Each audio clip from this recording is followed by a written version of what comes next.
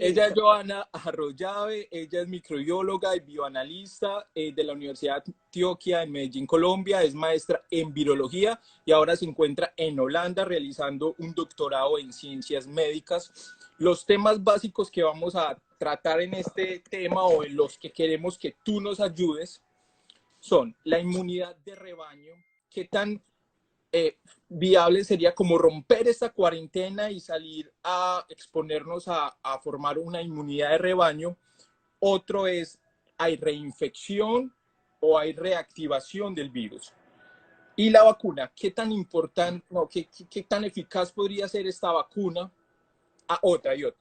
Y si el virus muta, si el virus está mutando, entonces esto va a ser como posiblemente algo de temporada. Antes de todo, que nos responda a todo esto, Joana, ahora sí, ¿cómo estás? Bien, gracias a Dios, gracias por invitarme a charlar un No. poco acá de manera muy informal acerca de este tema del coronavirus. Sí. Y cuéntanos, ¿qué estás haciendo en Holanda? ¿Sos maestra en virología? ¿Un doctorado en ciencias médicas? O Yo sea, soy ya lo dijiste, soy microbióloga de la Universidad de Antioquia. Hice una maestría en virología también en la Universidad de Antioquia y pues he trabajado en virus hace mucho tiempo, hace más de 10 años. de la ven tan joven, o sea, las caras engañan. Mire, ya lleva 10 años trabajando con virus. Sí, no, no adivinan mi edad. Bueno, no sé por dónde desea empezar. O sea, a mí ahorita lo que más me preocupa es esto de, lo que más me llama la atención es esto de la inmunidad de rebaño, porque ya saben que todos vamos, ya los países están hablando como y las ciudades como de romper la cuarentena y salir a socializar ya otra vez, seguir con nuestra vida normal y hablan de una inmunidad de rebaño que están aplicando, creo que en, no sé, en algunos países por allá muy lejanos. En Suecia. En Suecia están aplicando esto, la inmunidad de rebaño, entonces que las personas rompieron su cuarentena, salen y ya se desarrollan esto. ¿En qué consiste la inmunidad de rebaño? Básicamente, en palabras que podamos entender más o menos todos, y qué tan viable sería que las ciudades, no sé, se vayan por esta decisión. Que primero hay que hablar como de una característica general que es común a la mayoría o a todas las infecciones virales, ¿sí? Que es como la forma como nosotros clasificamos el tipo de infección. Entonces, si es una infección aguda, si es una infección crónica, de acuerdo al tiempo que este virus va a permanecer dentro del organismo. Esta, digamos, por las definiciones y las características que tiene, ajustaría para ser una infección aguda. Es decir, que entre un periodo entre 1 y 6 meses, el organismo va a ser capaz pues, de controlar la replicación del virus dentro del organismo, ¿cierto? Entonces aplicaría para una infección aguda. Lo que ¿Y cuál sucede sería un ejemplo de un virus no de, infección, agudo? De de infección no infecciones aguda. agudas, Un ejemplo. muchísimas. Influenza es un ejemplo. Oh, ya. Infecciones gastrointestinales causadas por adenovirus son también infecciones agudas. ¿Sí? Todos los virus que causan el resfriado común, que nosotros decimos gripa, Son pero infecciones normalmente no es agudas. influenza, son rinovirus, son también ejemplos de infecciones agudas. Y Listo. otros más severos, ¿cierto? El dengue es también una infección aguda. Entonces, quiere decir que no va a durar, pues digamos que eso es relativo el tiempo, pero digámoslo así, menos de 6 meses. Entonces, este sería el caso. Y una característica común a este tipo de infecciones es que una vez la persona está expuesta, desarrolla o no los síntomas, independientemente de que desarrolle o no los síntomas, va a desarrollar una inmunidad, una respuesta, que puede ser que normalmente es de dos tipos, humoral y celular, pero es una inmunidad que al final va a permitir a la persona desarrollar lo que llamamos anticuerpos neutralizantes. ¿Esos anticuerpos neutralizantes qué son?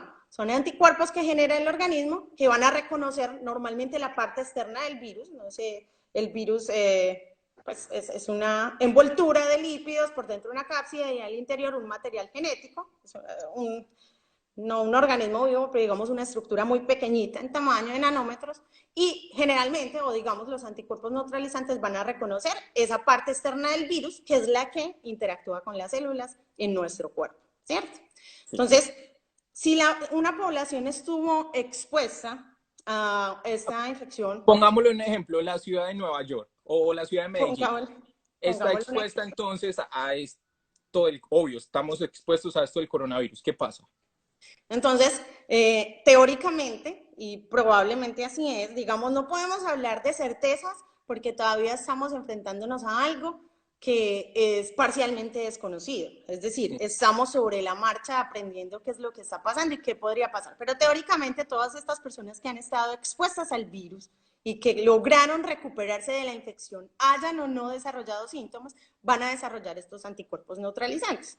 Entonces, como no tenemos mucha información desde el SARS, este sería el SARS coronavirus 2, pero la enfermedad se llama COVID-19, lo que hacemos o lo que se ha hecho, digamos, y lo que está en la literatura es tratar de comparar lo que pasó con el otro coronavirus, que hubo ese pico epidémico, no llegó a ser pandemia, pero es un epidémico en el 2003, porque son virus muy parecidos. Y lo que pasó en ese entonces es que la mayoría de personas que se infectaron desarrollaron sus anticuerpos neutralizantes y estos anticuerpos los protegieron contra infecciones. O sea, cuando estuvieron nuevamente expuestos para el virus, pues no desarrollaron infección. ¿Sí?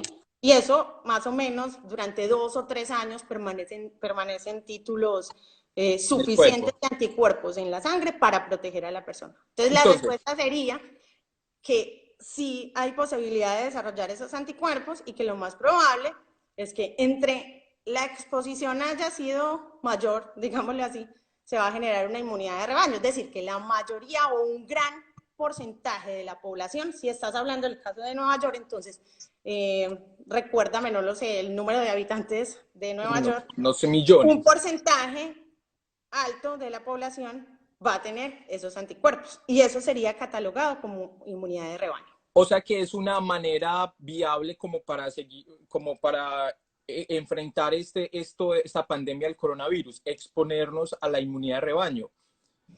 Eso sería, digamos, una de los factores. Pero se van a llevar como muchas muertes también al camino, ¿no? ¿O qué? Porque claro, se va a morir claro. como el que aquí toca jugar con varias cosas porque aquí estamos hablando desde la teoría y mirándolo desde individual y desde una población, cómo se va a comportar respecto al virus. Pero ahí tenemos que tener en cuenta varias cosas y es que el desarrollo y la progresión y cómo se comporta una infección viral en una población no depende solo del virus y de las características biológicas del virus, que es básicamente lo que estudiamos en el área de virología, pero también de los individuos, que puede variar de un país a otro, ¿cierto? Porque hay también unos factores genéticos, hay unas condiciones medioambientales que también pueden hacer que esto varíe, y evidentemente los sistemas de salud, ¿cierto? Que también puede hacer que se comporte diferente todo eso. Entonces, claro, pues hablamos de inmunidad de rebaño, pero la mortalidad es algo que, pues ustedes es inherente, pues, han vivido en Nueva York, ¿cierto?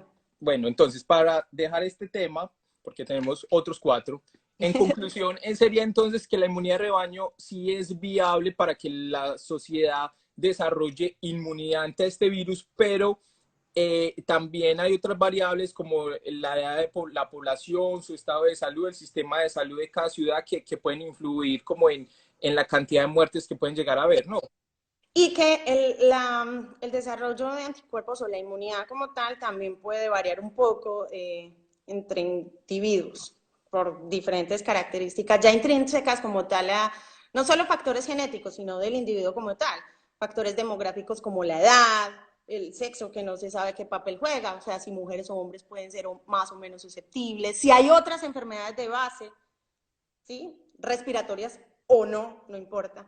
Entonces, es algo como muy complejo de decir que esa es la solución o ser muy absolutista, pues yo no me atrevería a decir como eso, pero eso, digamos, basado en las predicciones y como en los modelos que hay, pues es algo a lo que se apunta de algún modo. O sea, sería volver como a, no sé, como a los inicios, no sé, de la evolución, lo que sea, que era que los humanos desarrollábamos como inmunidad de rebaño, porque todo, ¿sí me entiendes, cierto? ¿No? O sea, estábamos como todos expuestos siempre afuera y entonces íbamos desarrollando nuestras inmunidades contra todo esto, estas enfermedades. Eso, más o menos, hay varios ejemplos en la historia de cómo la inmunidad de rebaño contribuye a la erradicación o a la disminución de infecciones virales. Por ejemplo, la viruela, ¿cierto? La viruela. ¿Cierto? Que es un virus que actualmente se encuentra erradicado. Y eso fue por la vacunación, o sea, son varios factores, pero la inmunidad de rebaño contribuyó, más no fue lo único, ¿cierto?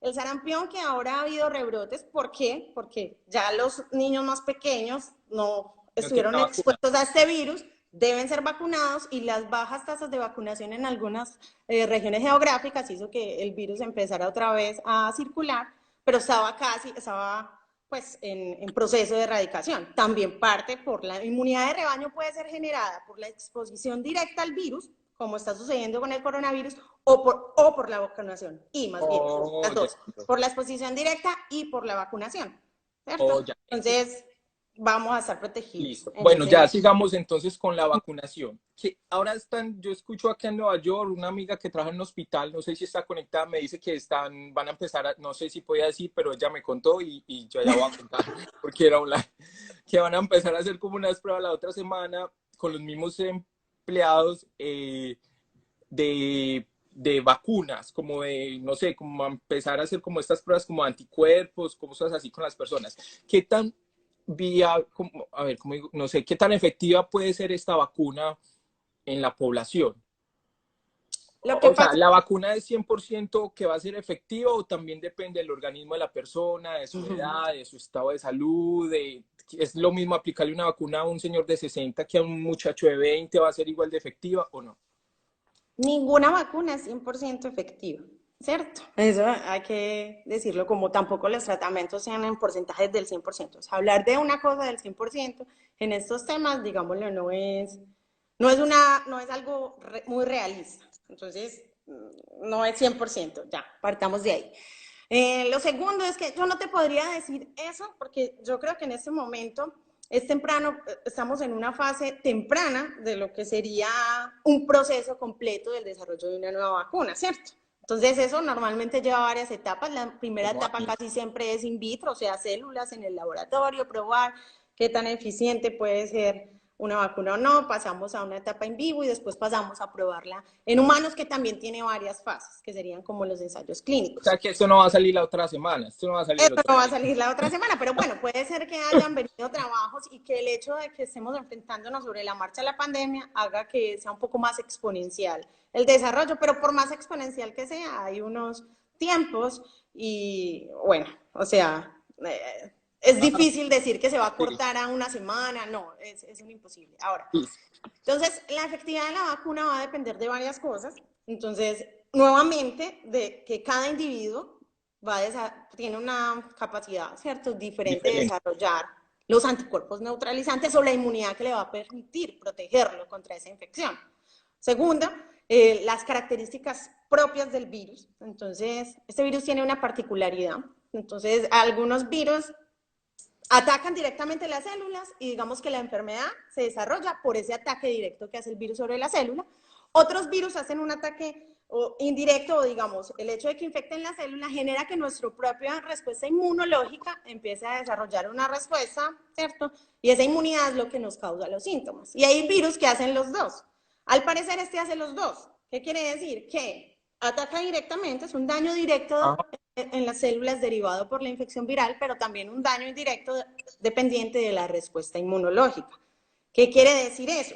Que el propio incremento de la inflamación y la respuesta inmune va a exacerbar los síntomas. Es más perjudicial. Y eso hace que sea o sea, nuestro cuerpo defendiéndose del mismo virus nos está autoatacando. Sí, básicamente. Y eso es una cosa que hace un poquito difícil, un poquito más difícil o más, no sé si la palabra sea difícil, poco, sí, más challenge, un poquito sí, el hecho de desarrollar, la posibilidad de desarrollar una vacuna. La vacuna. ¿Cierto? Porque tenemos que ir en contra de ese fenómeno inflamatorio que se genera durante y que hay de cierto, bueno, esto es un paréntesis y que tiene como esto que salían esos mitos, como que es posible que tenga como parte de estructura del VIH o cosas así, o sea, como el virus, o sea, que porque, no sé, por esto mismo que acabas de decir de las reacciones.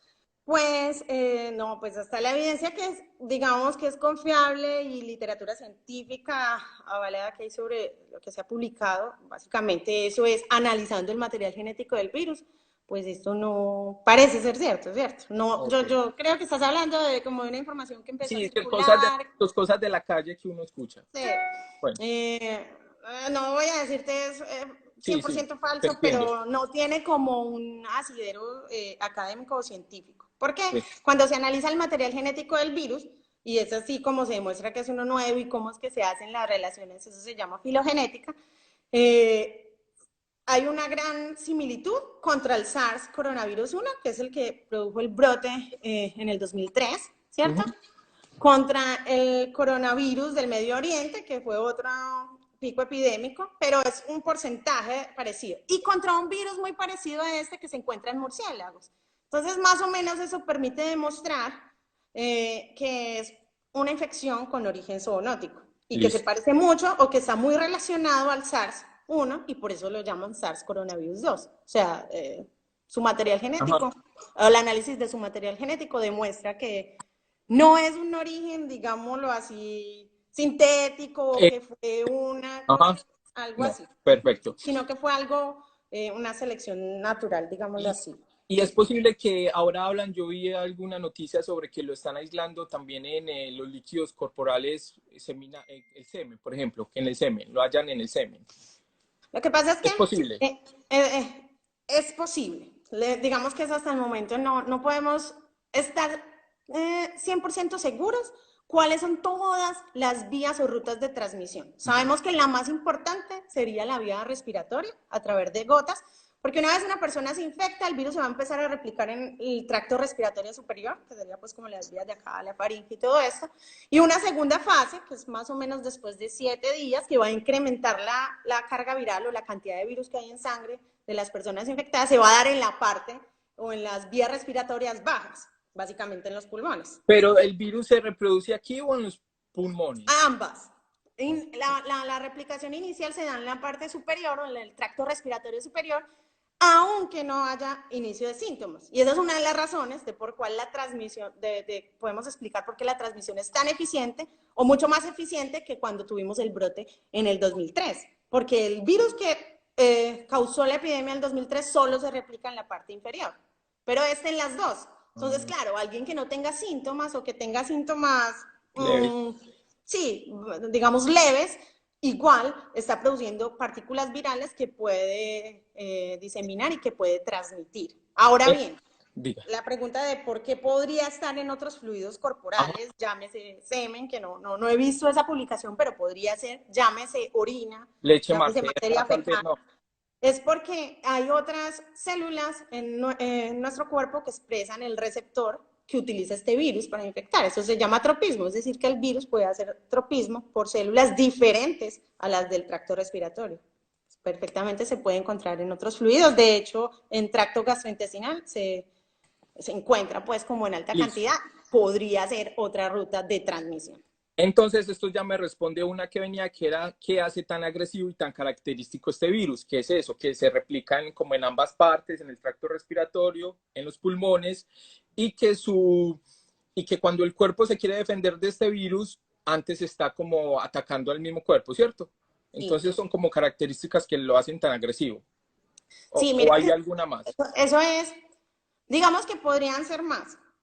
Pero ahora mismo la investigación está enfocada en encontrar una vacuna, encontrar un tratamiento y posiblemente en encontrar marcadores de severidad, es decir, cómo saber que una persona que se infectó va a hacer una infección severa y tratar de prevenirlo antes de que la desarrolle. ¿Y se podría, ya hay alguna prueba que determine como la carga viral de la persona? Como, no sé, poner un ejemplo de 1 a 5, este está como en 3, 4, no sé cómo se mide. O sea, la carga viral sería medir cuantitativamente cuánto virus tiene esa persona, bien sea en muestras respiratorias o en sangre. Pasa es que con este virus, a diferencia, influenza, por ejemplo, que sí se ha demostrado que cuando hay más carga viral o cuando alguien se infecta con un mayor inóculo viral, posiblemente se asocia con unos síntomas más fuertes. Ya, ahora sí, se asocia con los síntomas más fuertes. Más severos. Pero en este caso no parece, hay ciertos reportes que demuestran que no es así, porque personas asintomáticas y personas que desarrollan síntomas leves tienen también títulos muy parecidos a personas que pueden ir a severidad. Entonces ahí tendríamos que jugar como con esos factores que te dije que para hablar de la patogénesis, eso que me estás haciendo, esas preguntas que me estás haciendo son básicamente la patogénesis de la infección. No es solo la característica de que el virus sea como tal agresivo, digámoslo así, sino el tipo de persona. La edad, que al parecer al inicio de la pandemia lo ponían como el factor más importante y el único, pero sabemos que no es así, porque han habido tasas de mortalidad en poblaciones, por ejemplo, Jóvenes. en Holanda, que sí, la mayor parte es mayor de 60 años, pero no únicamente. Entonces también enfermedades de base y otra serie de factores que yo creo que a este momento lo más prudente sería decir, desconocemos.